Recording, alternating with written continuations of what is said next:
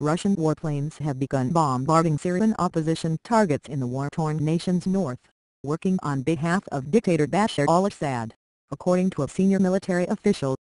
The official said airstrikes targeted fighters in the vicinity of Homs, located roughly 60 miles east of the Russian naval facility in Tartus, and were carried out by a couple of Russian bombers. It was not clear if the strikes targeted ISIS, Al-Qaeda or other forces opposed to Assad, who Moscow is aiding. According to a Twitter handle belonging to the Syrian government, the Russian strikes were initiated at the request of Assad.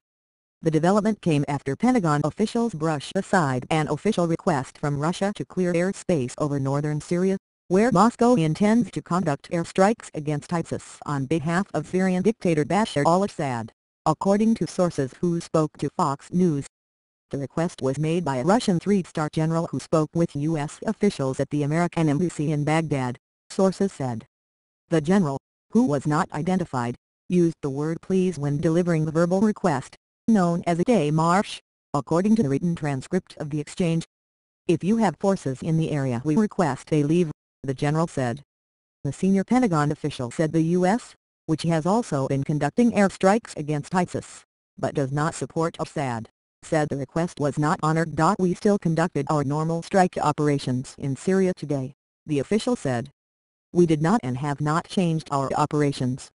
The move by Moscow marks a major escalation in ongoing tensions between the two countries over military action in the war-torn country and comes moments after Russian lawmakers formally approved a request from the country's president, Vladimir Putin, to authorize the use of troops in Syria.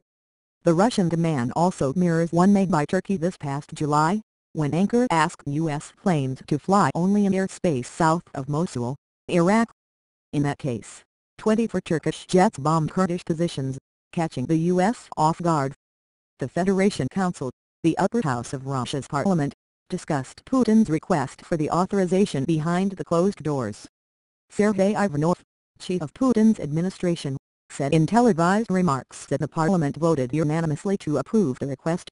Ivanov said the authorization is necessary not in order to achieve some foreign policy goals but in order to defend Russia's national interests.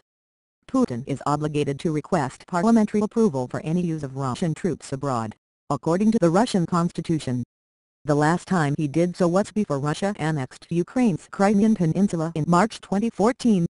Putin's request comes after his bilateral meeting with President Barack Obama on the sidelines of the United Nations General Assembly meeting in New York, where the two were discussing Russia's recent military buildup in Syria.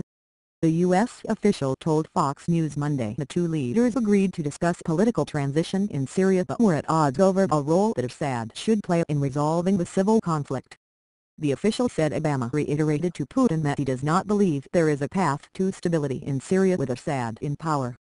Putin has said the world needs to support Assad because